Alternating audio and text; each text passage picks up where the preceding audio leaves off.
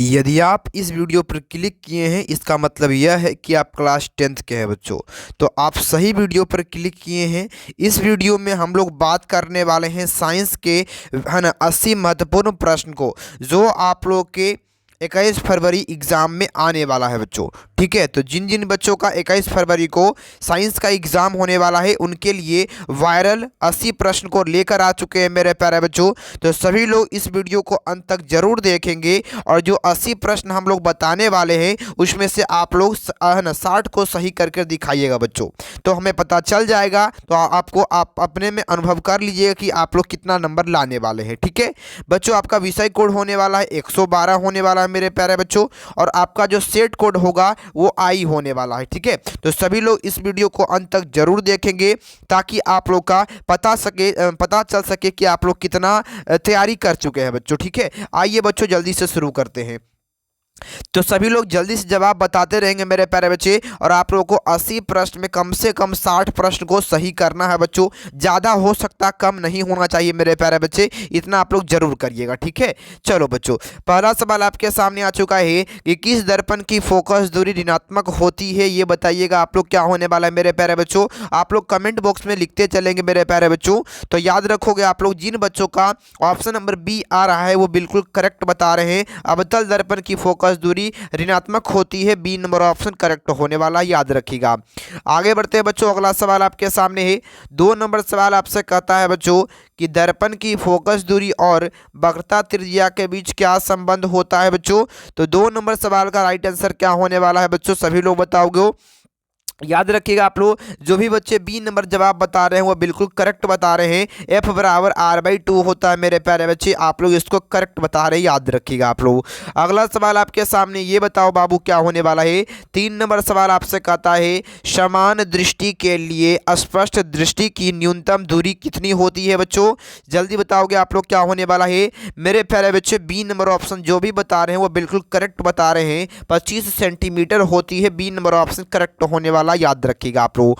अगला सवाल आपके सामने है, 4 नंबर सवाल है मेरे प्यारे बच्चों, ये बताओगे इसका जवाब क्या होने वाला है आपका। 4 नंबर सवाल का कहता है कि श्वेत प्रकाश का कौन सा रंग किसी प्रिज्म से गुजरने के पश्चात सबसे कम झुकता है। तो सबसे कम झुकता है कौन सा रंग मेरे प्यारे बच्चे, आप लोग याद रखोगे। जो भी बच्चे आप बता रहे हैं, जो भी बच्चे सी नंबर ऑप्शन लगा रहे हैं वो बिल्कुल करेक्ट लगा रहे हैं मेरे प्यारे बच्चे, लाल रंग सबसे कम झुकता है, याद रखोगे आप लोग। आगे बढ़ते हैं, अगला सवाल आपके सामने 5 नंबर सवाल आपके सामने है। मानव आंख के रेटिना द्वारा बनाई गई छवि होती है। तो मानव आंख के रेटिना द्वारा बनाई गई जो छवि होती है बच्चे, आप लोग याद रखोगे, बी नंबर ऑप्शन करेक्ट होने वाला है। जो ही बच्चे बी नंबर लगा रहे हैं वो बिल्कुल करेक्ट ऑप्शन लगा रहे हैं मेरे प्यारे बच्चों। सभी मेरे प्यारे बच्चों को है ना, सभी मेरे प्यारे बच्चों को क्वेश्चन को लगाना है मेरे प्यारे बच्चे, और अंत तक इस वीडियो को जरूर देखेंगे ताकि आपको पता चल सके कि आप कितना तैयारी कर चुके हैं बच्चों, कितना % कर चुके हैं और कितना और भी बचा हुआ है। ठीक है, चलो 6 नंबर सवाल आपके सामने है। आकाश का रंग नीला क्यों प्रतीत होता है। तो आकाश का रंग नीला क्यों प्रतीत होता है बच्चों, आप कहेंगे। जो भी बच्चे बी नंबर लगा रहे हैं वो बिल्कुल करेक्ट लगा रहे हैं, प्रकाश के प्रकीर्णन के कारण, बी नंबर ऑप्शन करेक्ट होगा आपका। आगे बढ़ते हैं, 7 नंबर सवाल है।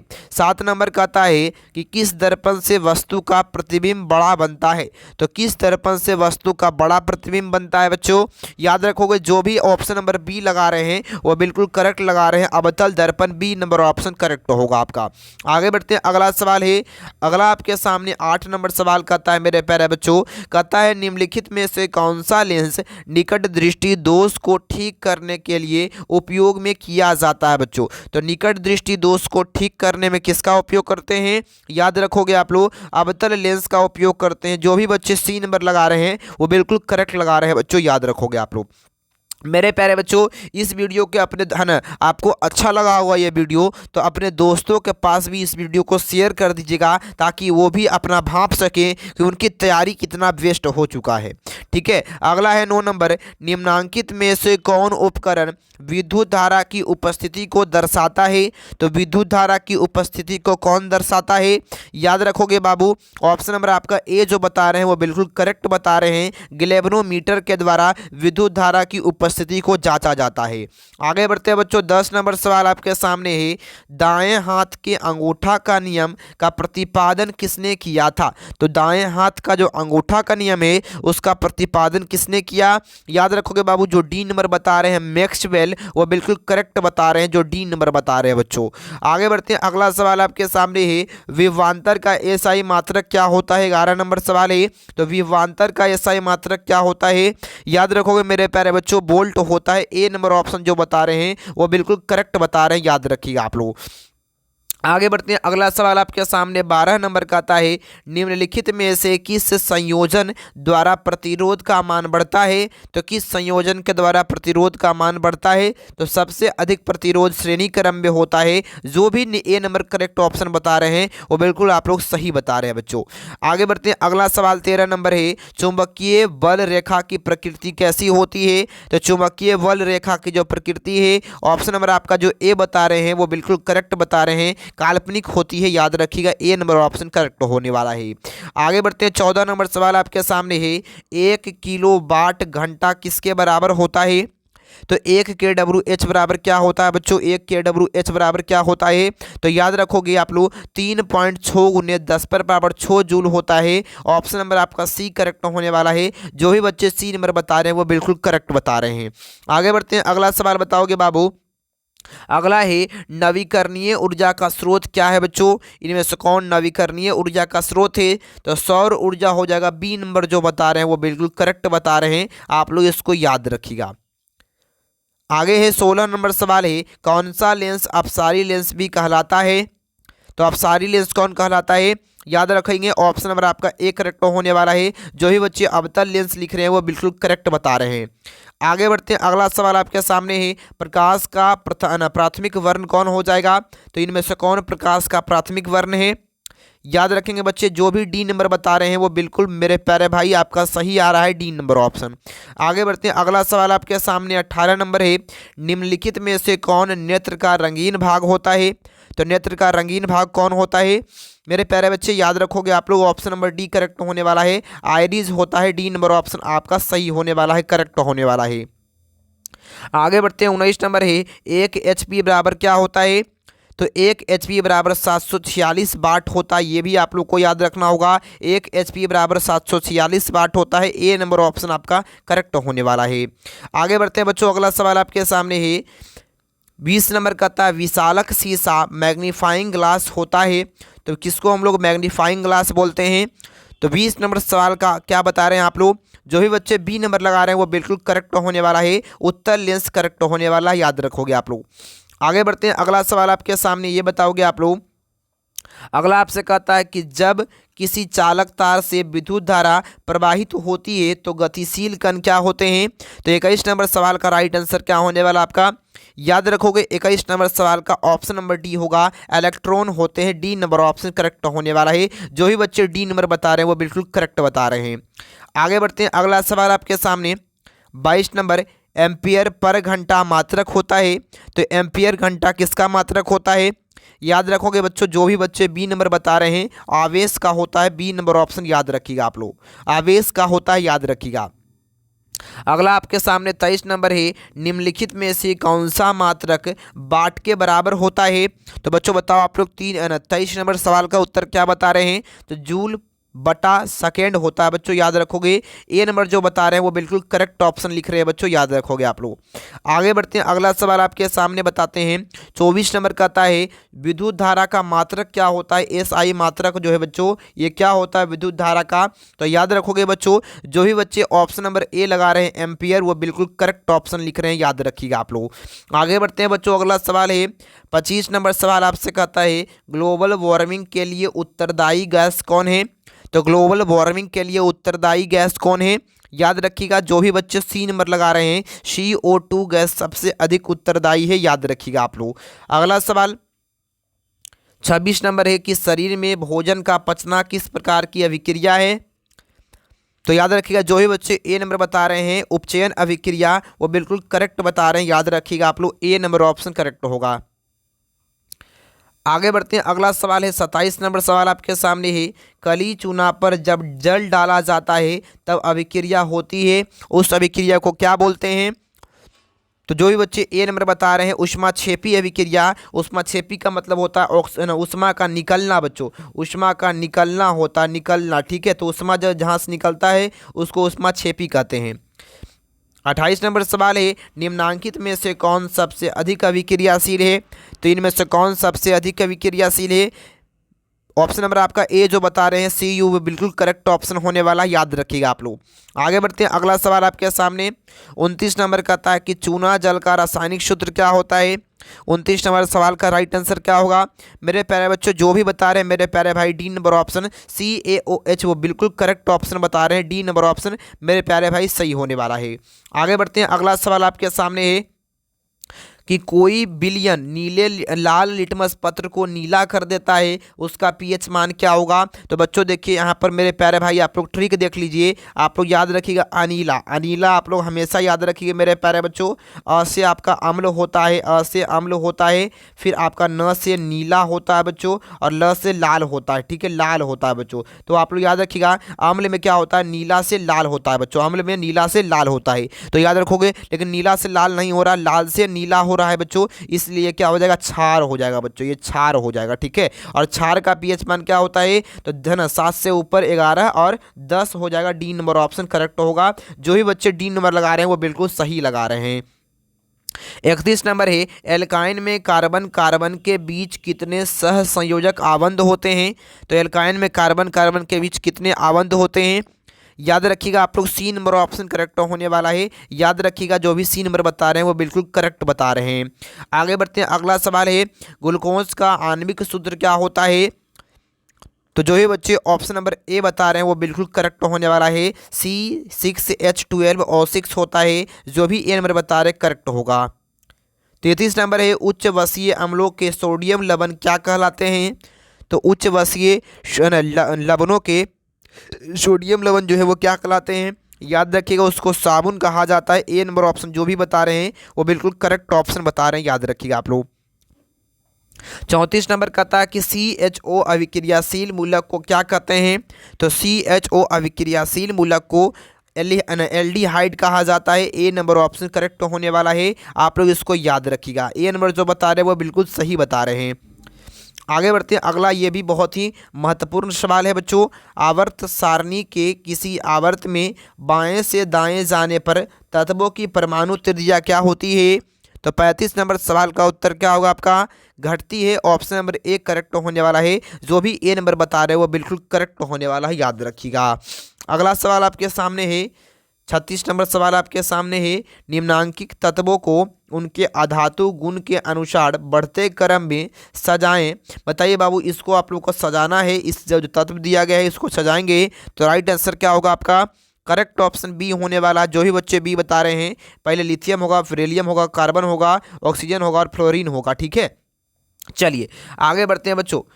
37 नंबर सवाल है, सिलिकॉन क्या होता है? तो 37 नंबर सवाल का उत्तर क्या बता रहे हैं? उपधातु होता है। सी नंबर ऑप्शन करेक्ट होने वाला है। जो भी बता रहे हैं सी नंबर ऑप्शन करेक्ट होगा आपका। 38 नंबर है, निम्नांकित में से कौन विद्युत धनात्मक तत्व है? तो विद्युत धनात्मक तत्व कौन हो जाएगा? याद रखिएगा जो भी बच्चे ऑप्शन नंबर सी लिख रहे हैं Na+ होता है। जो भी बच्चे सी नंबर लिख रहे हैं वो बिल्कुल करेक्ट लिख रहे हैं। आगे बढ़ते हैं, टिहरी बांध का निर्माण किस प्रदेश में किया गया है? किस राज्य में किया गया है टिहरी बांध का निर्माण? तो टिहरी गढ़वाल जो है वो आपका उत्तराखंड में पड़ता है। जो ही बच्चे बी नंबर बता रहे हैं वो बिल्कुल करेक्ट होने वाला, याद रखिएगा आप लोग। अगला आपसे कहता है 40 नंबर, निम्नांकित में से किस धातु को केरोसिन में डुबाकर रखते हैं? तो केरोसिन में डुबाकर किस धातु को रखते हैं हम लोग?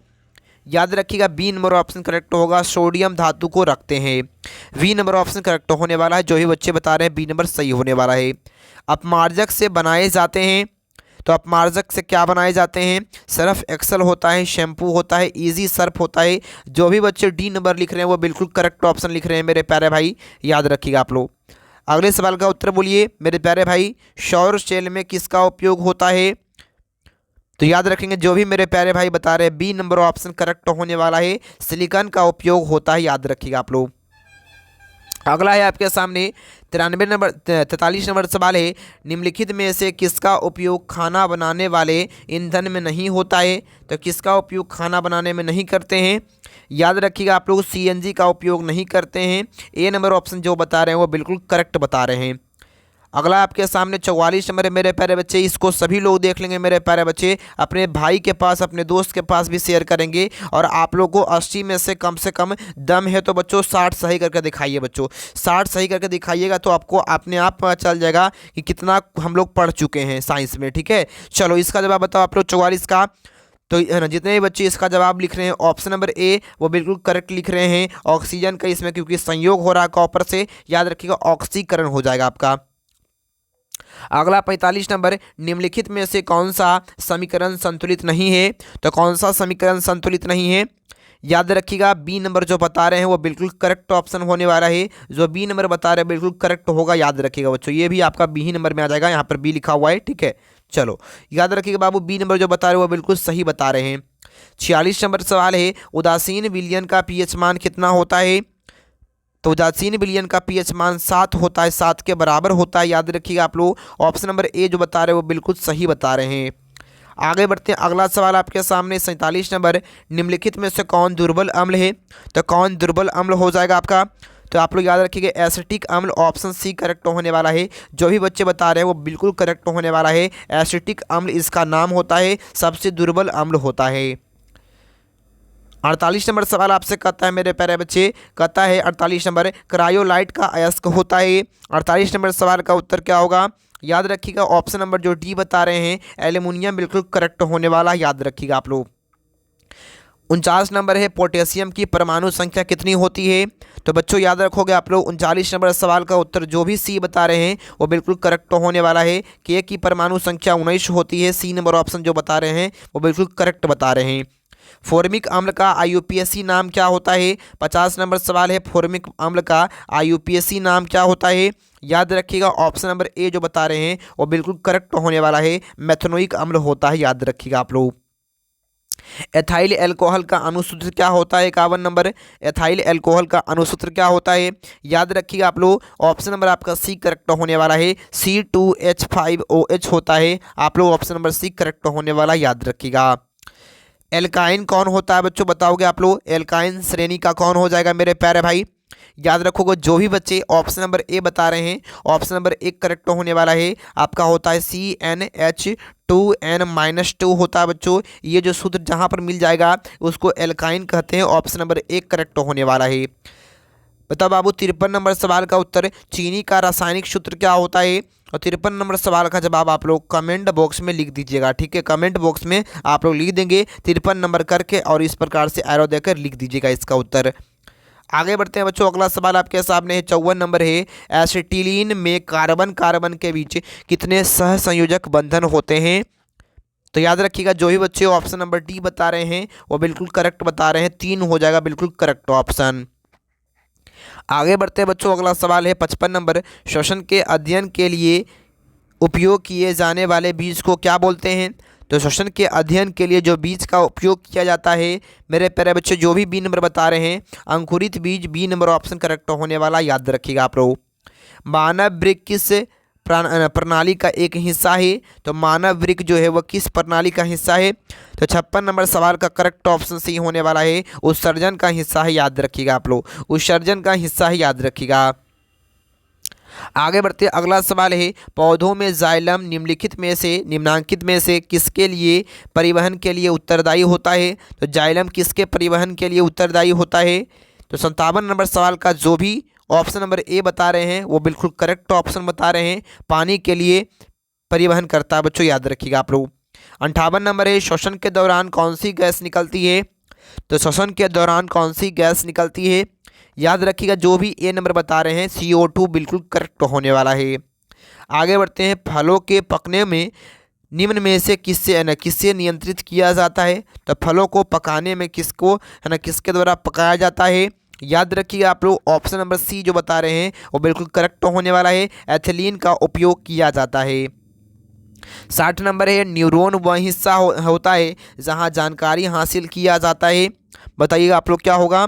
तो इस समय 60 नंबर सवाल का उत्तर क्या होने वाला है, जो भी ए नंबर बता रहे डेंड्राइट होता है, ऑप्शन नंबर ए करेक्ट होने वाला है। जो आप लोग का ये इस प्रकार से निकला हुआ रहता है, इस प्रकार से ऐसे, उसी को हम लोग क्या बोलते हैं, डेंड्राइट कहते हैं इसको। ठीक है बच्चों, चलिए आगे बढ़ते हैं। अगला सवाल आपके सामने 61 नंबर है, निम्नांकित में से कौन आपातकाल का हार्मोन है। तो आपातकाल का हार्मोन कौन होता है, जो भी बच्चे ए नंबर बता रहे हैं adrenaline, option number A correct होने वाला, याद रखिएगा आप लोग। अगला आपसे कहता है निम्नलिखित में से कौन सी अनैच्छिक क्रिया नहीं है। तो 62 नंबर सवाल का उत्तर क्या होगा, चबाना जो है अनैच्छिक क्रिया नहीं है। जो डी नंबर बता रहे हैं वो बिल्कुल करेक्ट होने वाला है, याद रखिएगा आप लोग।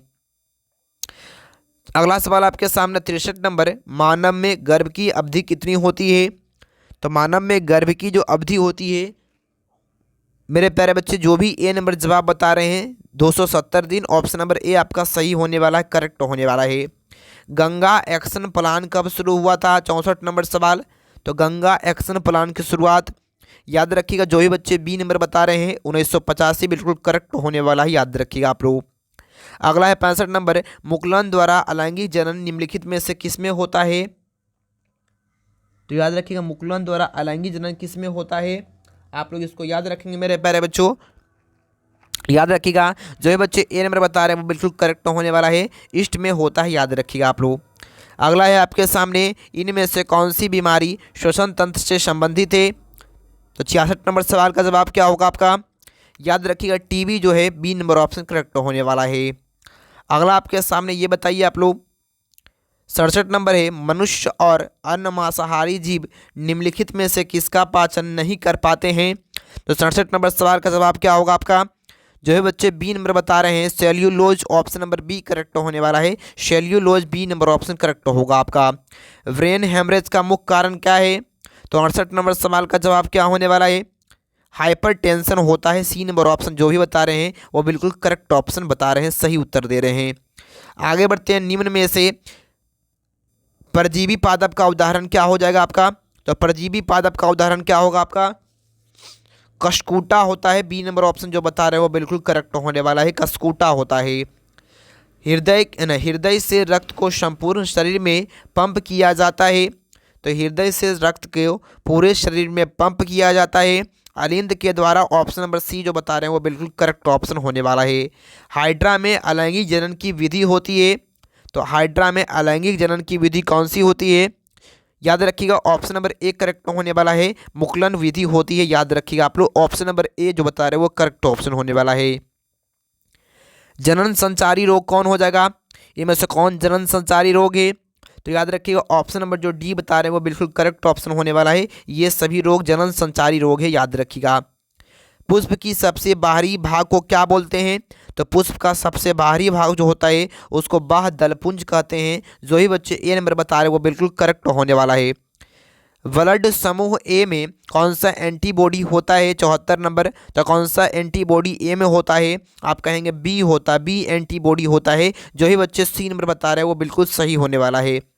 अगला आपके सामने है, रक्त में ग्लूकोज की मात्रा निम्नलिखित में से कौन नहीं नियंत्रित करता है। तो कौन रक्त में ग्लूकोज की मात्रा को नियंत्रित नहीं करता है, आप कहेंगे इंसुलिन नहीं करता है, ए नंबर ऑप्शन करेक्ट होने वाला, जो भी बच्चे ए नंबर बता रहे हैं वो बिल्कुल करेक्ट ऑप्शन होने वाला, याद रखिएगा। पादप वृद्धि हार्मोन है बच्चों, बताओगे आप लोग, तो इनमें से कौन पादप वृद्धि हार्मोन है। तो जिब्रेलिन जो है पादप में वृद्धि हार्मोन है बच्चों, ऑप्शन नंबर आपका ए करेक्ट होने वाला है, जो भी बच्चे ए बता रहे हैं वो बिल्कुल सही बता रहे हैं। 77 नंबर है, हार्मोन स्रावित होता है। तो याद रखेंगे आप लोग अंतःस्रावी ग्रंथि से, ऑप्शन नंबर ए बता रहे हैं बिल्कुल करेक्ट ऑप्शन होने वाला, याद रखिएगा आप लोग। मनुष्य के मुख गुहा में कितने जोड़े लाल ग्रंथियां पाई जाती है। तो याद रखिएगा मनुष्य के मुख गुहा में 3 जोड़ी लाल ग्रंथियां पाई जाती है, सी नंबर जो बता रहे हैं वो बिल्कुल करेक्ट होने वाला है। एंड्रोजन जो है बच्चों ये क्या है, 79 नंबर सवाल का जवाब बोलिए आप लोग। तो एंड्रोजन क्या है, याद रखिएगा ऑप्शन नंबर आपका ए करेक्ट होने वाला है, मेल हार्मोन होता है, ए नंबर ऑप्शन करेक्ट होने वाला है, जो ही बच्चे ए बता रहे हैं वो बिल्कुल करेक्ट होने वाला है। अगला आपके सामने है मेरे प्यारे बच्चे, मटर को अपने प्रयोग के लिए किसने चुना था। तो 80 नंबर सवाल का उत्तर क्या होगा? याद रखिए जो ही बच्चे ए नंबर बता रहे हैं मेंडल के द्वारा चुना गया था बच्चों। ए नंबर ऑप्शन करेक्ट होने वाला है। तो जिन बच्चों का 80 में से आप लोग का कितना कितना सही हुआ ये आप लोग कमेंट बॉक्स में बताएंगे। और जिन बच्चों का 80 में से है ना 65 भी सही हुआ है मेरे प्यारे बच्चे, बहुत ही अच्छा परफॉर्मेंस है बच्चों आप लोग का, है ना। बहुत ही अच्छा परफॉर्मेंस रहा है क्योंकि ये बहुत हार्ड प्रश्न है मेरे प्यारे बच्चों। और इसमें से आप लोग 65 से ज़्यादा प्रश्नों को सही कर पाए हैं, इसका मतलब बहुत ही अच्छा परफॉर्मेंस रहा बच्चों। ठीक है, तो सभी दोस्तों के पास इस वीडियो को शेयर कर देंगे ताकि वो भी अपने परीक्षा की तैयारी को जांच सकते हैं कि कितना क्वेश्चन वो सही कर पाएंगे बच्चों परीक्षा में। ठीक है, और सभी लोग अच्छा लगा होगा ये वीडियो तो लाइक कर दीजिएगा और आप लोग जवाब लिख दीजिएगा मेरे प्यारे बच्चे। और ठीक है, और सभी लोग जो भी नए आए होंगे चैनल को सब्सक्राइब कर लेंगे ताकि इसी प्रकार से जो भी महत्वपूर्ण प्रश्न आते रहेंगे वो आपको मिलता रहेगा बच्चों। बहुत बहुत धन्यवाद, थैंक यू बच्चों, बहुत बहुत धन्यवाद। पढ़ते रहिए और इस छोटे से परिवार को भी हल्का सा ध्यान दीजिएगा बच्चों। बहुत बहुत धन्यवाद।